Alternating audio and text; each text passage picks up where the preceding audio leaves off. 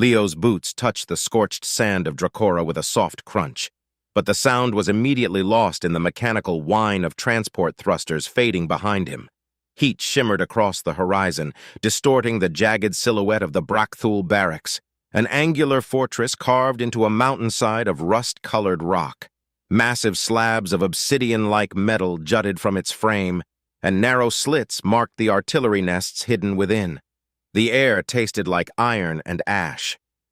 Leo adjusted the straps on his duffel bag and began the long walk toward the entrance, each step drawing more attention from the creatures waiting near the barracks gate. The Korgari warriors stood in formation, row upon row of armor-clad bodies thick with muscle, scaled flesh rippling beneath plates of burnished steel. Some were easily over 3 meters tall, their frames wider than Leo's entire bunk back home. They spoke in deep, gravelly tones, laughter rolling through the air like low thunder. One of them stepped forward, a massive male with a jagged scar crossing his left eye. His name tag read Brunar. He sniffed the air and sneered as Leo approached. "This is the human?" Brunar said, his voice booming enough to echo off the rocks. "We asked for a soldier, not a hatchling." Leo didn't respond. He'd been warned about the Korgari's culture before arriving. They respected strength, not words. Arguing would only amuse them. So he kept his chin high, met Brunar's gaze, and walked past without a word. The murmurs behind him grew louder, followed by guttural laughter. Inside the barracks, the temperature dropped slightly, but the atmosphere remained heavy. Dim lights lined the steel corridors, casting long shadows. The scent of oil and dried blood lingered in the air. An officer, short by Korgari standards but still taller than Leo, approached him with a tablet in one clawed hand. "Name," he barked. "Leo Graham, Earth contingent." The officer looked him up and down. His eyes paused on Leo's lean frame and narrow shoulders, then he grunted. "You'll be assigned to Unit Tarka, Bunk 19F, end of the hall. Don't slow them down, human." Leo nodded, took the assignment, and began walking. As he passed open doorways and training rooms, he saw warriors lifting engine blocks, sparring with blades longer than he was tall, and sprinting in full combat gear across treadmills designed to simulate vertical terrain. A group of recruits paused their workout to watch him. One of them, a female Korgari with crimson plating across her arms, whispered something that made the others burst into laughter. Leo didn't turn. He was used to being underestimated. Bunk 19F was a narrow metal compartment with a low ceiling and one small bed, clearly adapted from a storage unit. There were no windows, and the only personal item was a dented locker with his name already stenciled on it. As Leo placed his bag down, the walls vibrated with the low hum of machinery and muffled shouting from somewhere deeper in the complex. He sat on the bed, exhaled slowly, and looked around. This wasn't going to be easy, but he didn't come to Dracora for comfort. That evening, the mess hall buzzed with noise. The Korgari tore through their food, raw meat, dense protein bricks, and vials of a glowing blue fluid that steamed in the cold air. Leo stood in line, mostly ignored, until he reached the end of the conveyor and found the human ration packs stored in a separate compartment. He took one without complaint and found an empty corner to sit. The benches were sized for giants, forcing him to perch awkwardly on the edge. Brunar passed by with a group of warriors. When he spotted Leo, he made an exaggerated sniffing motion. "Smells like boiled roots and cowardice," he said, loud enough for everyone nearby to hear. Laughter exploded across the hall. Leo ignored it. He opened his ration, took out the rehydrated protein square, and started eating. Across the room, a younger Korgari leaned in toward Brunar. "Why is he here anyway? Isn't Earth a soft world?" Brunar flexed his arm, thick as a tree trunk. "Because the Council wants to show mercy. Make us inclusive." He spat on the floor. "They send children so they can say we're all equal. But he won't last a week." Leo finished his meal and stood, his tray in one hand. The laughter died down as he walked past Brunar's table. Without changing pace, he dropped his tray into the disposal chute and looked up at the towering warrior. "Guess we'll find out," he said calmly, then turned and left. In the privacy of his bunk, Leo pulled out a small tablet from his bag. It wasn't much, a civilian-grade screen coated in dust, but it held hundreds of training logs, biomechanics charts, and Earth military exercise regimens. He placed it on the wall and began a silent stretching routine. The Korgari valued brute strength, but Leo knew better. He'd studied torque dynamics, explosive lifting, and compensatory micro-movements. It wasn't about bulk. It was about form, speed, and precision. He dropped into a push-up position and began his sets. The floor vibrated slightly beneath him with each rep. Sweat beaded on his brow. In his mind, he replayed every scoff, every laugh, every smug glance. But none of it mattered. Not yet. He wasn't here to prove anything to them. He was here to prove something to himself, that the smallest soldier in the galaxy could still make the biggest impact. As the barracks lights dimmed for night mode, the hallway outside his bunk filled with the sounds of laughter, shouting, and metal doors slamming shut. Leo stayed in motion. Plank holds, jump squats, resistance bands wrapped around the bed frame. Every breath was controlled, every movement precise, because tomorrow the real training would begin. And when it did, he didn't need to be feared. He just needed to be remembered. The training ground known as Pit 12 was a sunken oval carved directly into the hard volcanic crust outside the Brakthul barracks. Its perimeter was ringed with serrated spires that jutted upward like the teeth of a beast, casting long shadows over the arena as the sun crept into position. From above, it looked like an ancient colosseum. To the Korgari, it was sacred, the place where recruits broke or became worthy. Leo stood at the edge of the pit, blinking sweat from his eyes as he adjusted the grip on the training staff issued to him. The weapon, a 3-meter rod of dense carbon alloy, was almost comically oversized for someone of his build, clearly not intended for human use. His shoulders ached from dragging it down the slope, but he refused to complain. Not once had he asked for accommodations, not when the barracks bed nearly swallowed him, not when the rations ran out of human food and he ate dried alien protein that made his stomach twist, and certainly not now. A sharp blast echoed from a nearby post, signaling the start of morning drills. Brunar was already in the pit, his black armor catching the morning light, his two-handed blade balanced across his shoulders like a feather. He was paired with Krelza, a female from his same caste, broad and brutal, her bronze armor etched with battle scores. Together, they demonstrated a brutal display of coordination, blades clashing with a rhythm that resembled music if one knew how to listen. Every strike sent sparks into the air, every dodge shook the ground. Around the pit, squads of recruits shouted in approval, their eyes gleaming with admiration. Leo watched from the edge, waiting for the instructor to assign him his partner. He already knew what was coming. No one wanted to train with him, and the instructors had stopped pretending to assign him real matches. As expected, the shout came. "Human, pair with the dummy unit, 3rd quadrant." It was a robot, worn, slow, and badly balanced, designed for those recovering from injury or too old to keep up. The insult was plain, and Leo heard several Korgari chuckle. He made no protest. He walked to the unit, activated its core, and began the drills. Strike, block, step, parry, reset. Again, strike, block, step, parry, reset. His movements were fluid, less aggressive than the Korgari style, but precise. Where they favored overwhelming power, he worked with angles and timing. The robot wasn't much of a challenge, but he used it as resistance, pushing against its bulk with every move. He treated each drill like a real fight, his breathing controlled, his muscles coiling and releasing with every sequence. After 20 minutes, the dummy locked up, its servo whining from overuse. Leo stepped back and signaled for a replacement. None came. He waited. Across the pit, Brunar finished a spectacular spin that sent Krelza's blade flying. She laughed and clapped him on the shoulder. Brunar turned toward Leo and grinned. "Having fun, little one?" he called out. "Or do you need someone to oil your toy?" The recruits burst into laughter. Leo walked to the edge of the quadrant and grabbed a weighted shield from the supply rack. It was round, scuffed, and almost as tall as he was. He pressed it against his chest and practiced balance drills, stepping over uneven terrain, rotating his core, and shifting his weight with each movement. Krelza watched him from a distance, curiosity replacing amusement. She nudged Brunar. "He's not quitting," Brunar scoffed.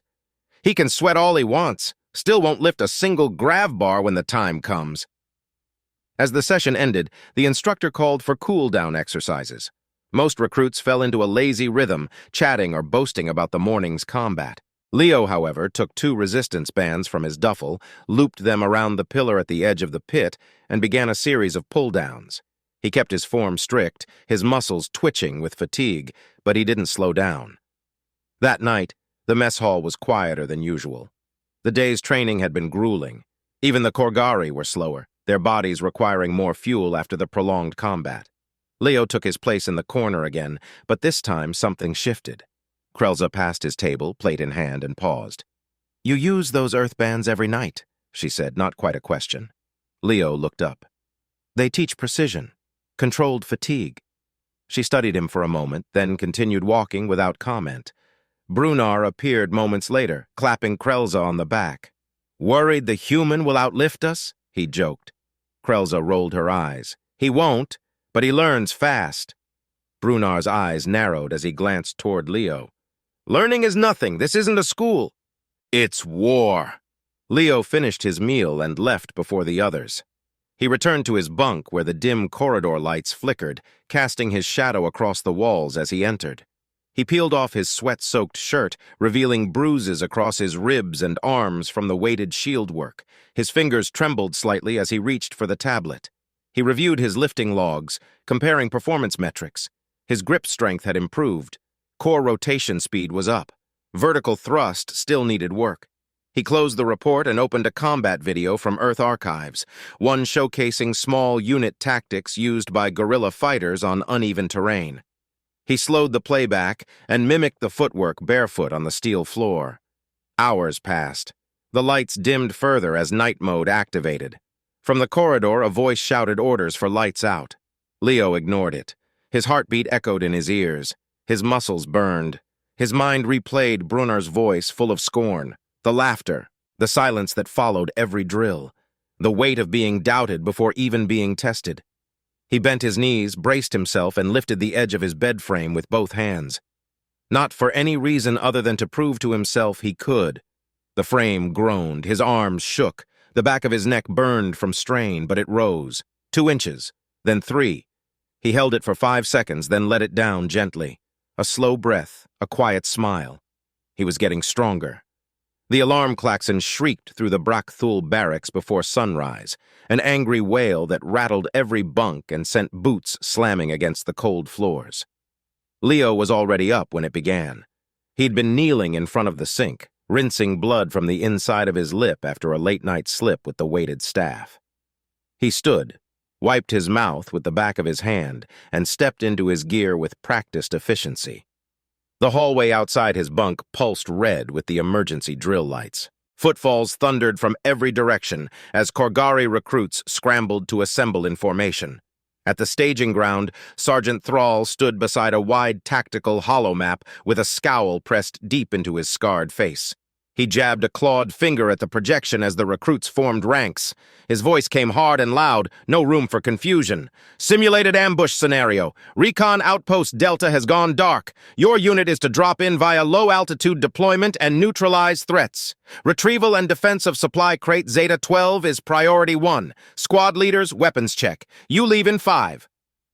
Brunar stepped into place at the front of Unit Tarka, jaw clenched, his blade slung across his back and a grav pistol secured to his thigh. He scanned the line, eyes narrowing when they landed on Leo. "Human, you carry the auxiliary equipment. Ammo packs, comm relays, stay behind. If you fall, no one circles back." Leo didn't respond. He simply nodded once, then hoisted the heavy backpack onto his shoulders. The straps dug deep, but he welcomed the weight. The dropship roared to life, a sleek armored shuttle with exposed turbine vanes and an open rear ramp. The inside smelled of grease and synthetic fuel. Korgari recruits loaded in with practiced aggression, shoving past one another and shouting across the cabin. Leo took his seat quietly at the end, across from the emergency release for the external cargo compartment. As the vessel rose into the dark sky, the planet below shrank to a jagged expanse of obsidian crags and scarlet canyons. The drop point was marked by a distant spire where lava veins glowed faintly through cracked stone. As the shuttle began descent, turbulence rocked the walls, and someone shouted to check restraints. Leo ignored it, his mind focused instead on the mission briefing flashing on the inner display. One line caught his attention. Auto turret systems are active. Friendly fire threshold set to 0 tolerance. The deployment came fast. Doors hissed open, wind screamed through the ramp, and Korgari soldiers leapt one after another into the haze of morning ash. When Leo hit the ground, he rolled to absorb the impact, rising to his feet with a grunt. The landscape was jagged and unstable. Every step sank slightly into ash-coated rock. Magma pulsed beneath the surface like veins under skin. Unit Tarka spread into formation and advanced toward the outpost. The recon tower loomed above them, scorched and half-collapsed, its top scorched black. The air smelled of burnt circuits. As Brunner signaled for a forward sweep, Krelza moved beside him, eyes scanning with alert precision. Leo stayed back, watching the flanks, his fingers brushing the compact receiver clipped to his chest. Movement flickered ahead, too fast for visual lock. Then the first turret activated. A burst of plasma shrieked through the air, tearing a crater in the stone between Brunner and the second Korgari. The unit dove for cover. Shouts exploded. "Hostile system! Cover left!" Leo dropped behind a boulder and yanked the receiver's antenna upright. The signal was jammed, deliberate interference. He tapped through frequencies, then switched to a manual override. As he worked, more plasma fire lanced overhead, melting a boulder not 2 meters from his head. Brunner shouted from the front, pointing toward a cache marker just visible behind a series of collapsed ridges. "The cannon! It's behind that ridge! Get it online!" No one moved. The Grav-Cannon was enormous. Its casing alone weighed over half a ton, designed to be operated by 3. The designated gunners were already down. One slumped against the rocks with his leg seared clean off. The other writhed, clutching his side. Leo's eyes locked on the ridge. His pulse accelerated. No one gave him an order. No one looked in his direction. But he was already moving. He ran low across the terrain, dodging scattered plasma arcs and weaving between obsidian shards. Ash coated his skin. Heat surged from below. When he reached the supply crate, his lungs burned. He dropped to one knee and triggered the unlock sequence. The metal hissed open, steam rushing out in a burst. The Grav-Cannon gleamed inside, brutal, industrial, massive. Leo didn't pause. He planted his feet. His fingers found the internal grips. The weight was impossible, but he braced himself and pulled. Nothing. He repositioned, knees bent, back straight, just like the simulations. He exhaled sharply and pulled again, this time with his entire body behind it. The cannon shifted, his muscles screamed. He gritted his teeth and let out a roar, not from pain but from defiance, and the cannon rose, 6 inches, then more, 1 step, then another. Behind him, plasma fire raged. Ahead, his squad watched from cover. Brunner's face was frozen in disbelief. Krelza stood beside him, eyes wide, saying nothing. Leo moved forward slowly, cannon across his chest, cables dragging from its base. Each step sent shocks through his spine. His vision blurred at the edges, but he kept moving. When he reached the firing point, he set the base against the stone, stabilized the rear frame, and locked in the power cell from his pack. The HUD on the side flickered to life. He crouched behind it and adjusted the aim, fingers shaking. He didn't wait for permission. He fired. The first blast erupted like thunder, slamming into the turret's position and reducing the surrounding ridge to molten rubble. Another turret tried to rotate, but it was too late. He adjusted and fired again. The feedback bruised his ribs, but the second impact silenced the gun. The battlefield went still. Smoke curled upward. The only sound was the dying whine of melting electronics. Then, silence. Leo leaned against the cannon, chest heaving, arms limp. His legs buckled beneath him, but he caught himself before collapsing. Footsteps approached, heavy. Brunner stood over him, mouth slightly open. For the first time since Leo had arrived on Dracora, he said nothing. Krelza walked past him, knelt beside Leo, and pressed a claw to the cooling barrel. She looked at the dented base, then at Leo's face. "You lifted this alone?" Leo nodded, unable to speak. She rose slowly and turned to the squad. "He just saved your lives," she said. No one argued. The medical unit reeked of cauterized flesh and antiseptic foam, a bitter mix that clung to Leo's nostrils even through the filtration vents. He sat shirtless on the edge of a reinforced diagnostic bench while a Korgari medic pressed a dermal regeneration wand along his shoulder blade. The tool emitted a steady hum, sealing microtears along the muscle tissue as it worked, but it couldn't remove the deep violet bruises blossoming across his ribs. He inhaled through his teeth when the wand grazed the lower part of his spine, but he didn't flinch. "Idiotic," the medic muttered without looking up. "You strained the tendons in your lumbar frame. You're lucky nothing ruptured. That cannon was not rated for one-person operation, especially not for a human." Leo didn't respond. He had nothing to prove to this medic. The pain was his own, and he would carry it just like everything else. Outside the medbay window, the sky over Dracora was streaked with low clouds and burnt orange sunlight. It would be dusk soon, though on this planet the light never fully faded. Magma veins beneath the surface cast an eternal glow that seeped into every shadow. Leo stood once the scan completed, retrieved his torn outer shirt and slipped it over his shoulders with effort. His muscles barked in protest, but he welcomed the pain. It meant the nerves were still alive. As he stepped back into the hallway, the air was noticeably different. Korgari passing by no longer muttered when they saw him. Some didn't look away immediately. One even gave him a short nod. It was barely perceptible, but it was there. The mockery was gone, replaced by a kind of quiet evaluation. The lift doors hissed open, and he rode up to the command level alone. He had been summoned by Sergeant Thrall without explanation. That in itself was unusual. The Korgari didn't indulge in private discussions with human recruits unless there was an official reprimand, or something worse. When the lift opened, the command level was quieter than expected. No drills, no barked orders, just the distant pulse of monitoring systems and the steady flicker of wall-mounted holoscreens.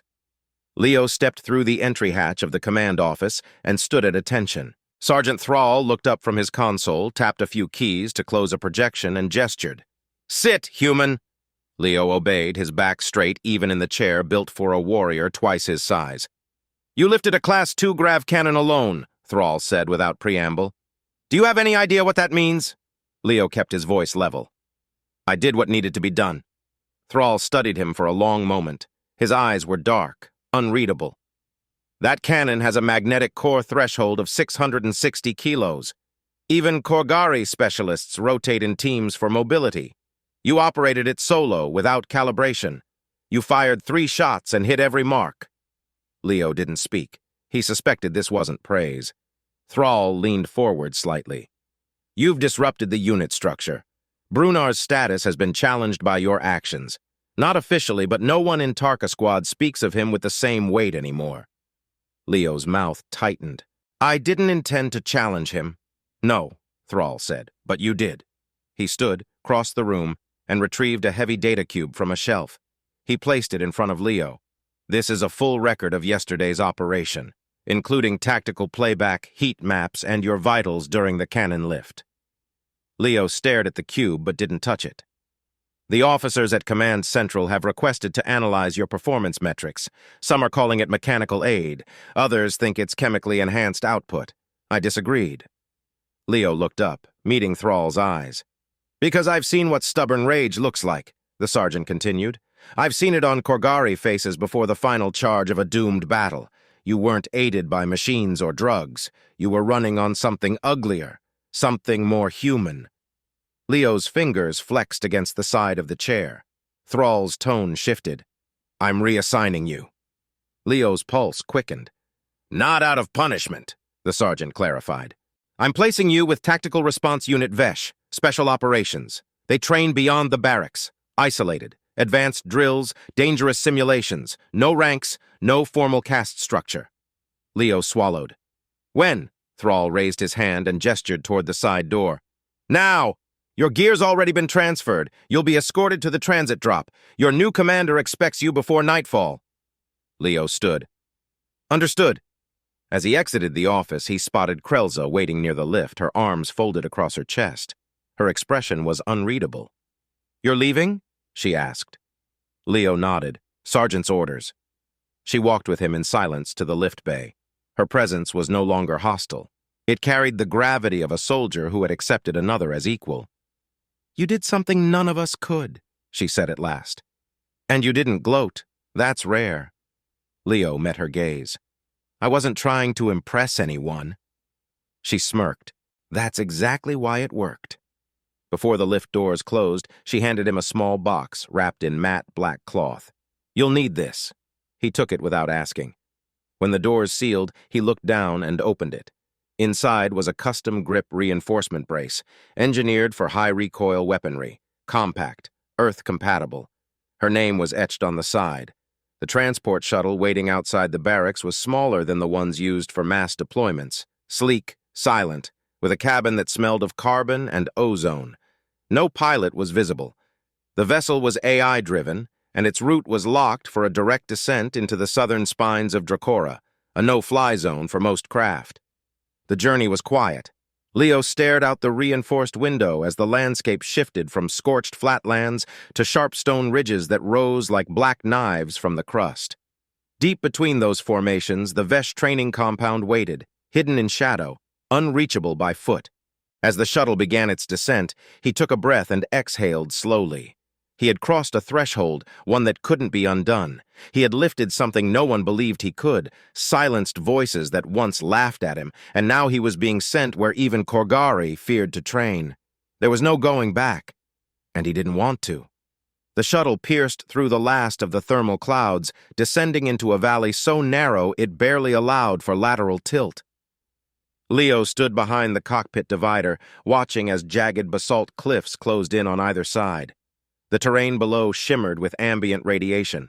Heat signatures rose from vents and cracks that glowed with internal planetary fire. The Vesh training facility was built directly into the canyon walls, partially submerged into the volcanic strata, invisible from above unless one knew exactly what to look for. When the landing gear touched down, the hatch hissed open into silence. There was no welcome, no officer waiting with a clipboard. Just a long, descending corridor carved from natural stone, dimly lit by recessed strips of plasma-tinted lighting. Leo stepped into the heat and walked forward. The door behind him sealed with a final hydraulic sigh, locking out the sky and all that came before. The compound's interior resembled an underground fortress, functional, severe, and stripped of any decorative pretense. Thick metal doors lined both sides of the hall, some open to reveal training chambers filled with brutal simulations, rooms flooded with gravity inversions, cryoblast corridors, pressure chambers that mimicked deep space ruptures. Voices echoed somewhere deeper, but he saw no one. Not until he reached the end of the hall. There, a figure waited. Tall, cloaked in simple black combat attire, arms crossed.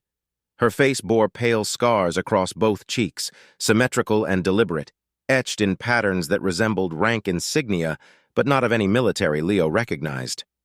She was Korgari, but smaller than most, denser, more compact. Her presence radiated authority without sound. "You're the one who lifted the cannon," she said. Leo nodded once. She gestured to the left. "Come, walk." He followed her through a reinforced hatchway and into what appeared to be a massive vertical shaft with staggered platforms carved into its sides. On each level, different training regimens unfolded. Some recruits hung from anti-gravity restraints, dodging live electrical charges. Others crawled through hydraulic walls that crushed inward at irregular intervals. No shouting, no instructors. "Vesh doesn't believe in praise," she said without turning. "You do well. You survive. You don't, you're replaced." Leo kept pace beside her. "Everything here is measured," she continued. "Your vitals, your decisions, your blood chemistry, every breath, every step. Nothing is subjective. We don't care who you impressed outside. You start from zero." "I don't expect anything else," he said. She stopped at a small armory built into the wall. Inside, she retrieved a small, worn device, an armband with embedded diagnostics and neural interface ports. "Put this on." He slid it over his forearm. The device pulsed, syncing with his vitals and flashing a sharp white line across its display. He felt the faint hum of neural pairing as it calibrated to his nervous system. She handed him a small blade, not a ceremonial one. This was dense, titanium-edged, balanced for close combat. "You'll be tested tonight," she said. "No prep, no partner. We want to see what drives you." The test chamber was unlike anything Leo had seen, a dome-shaped enclosure without light, filled with shifting terrain that moved underfoot. One moment the ground was solid, the next it gave way to loose ash or sinking mud. Synthetic storms activated above, acid mist, sonic distortion pulses, magnetic interference fields. And in the dark, something moved. He couldn't see it, but he felt it, circling him, fast and low, sometimes above. The trial lasted 17 minutes. He had no weapon but the blade. His body was still sore from the cannon lift, but he fought anyway, not wildly, precisely. He bled from his thigh and his lip. He lost feeling in 2 fingers. But when the lights finally blazed to life, he was still on his feet, panting, soaked in sweat, his blade embedded into the center of a shattered drone core. From a high platform, the scarred woman watched silently. She didn't clap. She didn't nod. But she turned and walked away, and the door opened. Days passed, then weeks. Leo stopped counting. His life narrowed into one rhythm: wake, train, fight, adapt. No one in Vesh called him human. No one called him anything. He wasn't mocked, but he wasn't acknowledged either. Not until the 34th day, when one of the Korgari recruits dropped during a gravity drill, and Leo caught him before the ground pulped his spine. The silence afterward was different. That night, a ration appeared on Leo's bunk without a name on it. Double portion, no note. From that moment on, the compound shifted around him. The simulations became harder, faster. Instructors observed him more closely. The armband recorded every spike in adrenaline, every drop in oxygen saturation. His body changed. He was leaner now, but denser. His muscles more compact, his reflexes sharper. He had become something else, not Korgari, not human, but a fusion that answered to no species. On the 81st day, he was summoned to the upper chamber again. The scarred woman waited there, arms behind her back. This time she spoke plainly. Vesh will recommend you for frontline designation. You'll be attached to a mixed-species infiltration unit deployed in contested territory near the Halvex line. Your mission cycles will be indefinite. Leo didn't flinch. She studied him. You understand what this means? I do, he said. She circled him slowly, then stopped in front of him. You weren't sent here to prove humans are strong. You weren't even meant to survive. But you did. You adapted. That makes you dangerous, to everyone.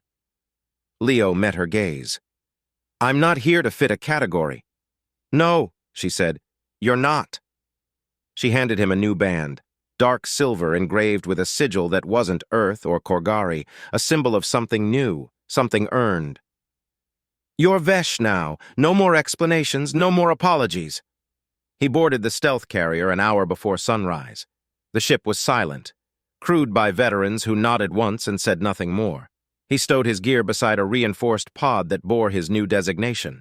The armor next to it was lighter than standard, molded for speed and impact absorption. The grav weapon resting above it had a grip calibrated to his hands. As the vessel lifted from the canyon and ascended into low orbit, Leo sat by the observation panel, watching Dracora grow smaller. The surface gleamed red and silver below, crisscrossed with fire and stone. He felt no regret, no longing. There was nothing behind him he needed to return to. He had come here underestimated, unwanted, laughed at. He would leave as a weapon forged by heat, solitude, and the cruel respect of those who lived only for strength. Not because he was stronger, but because when no one else stood up, he had. And that would never be forgotten.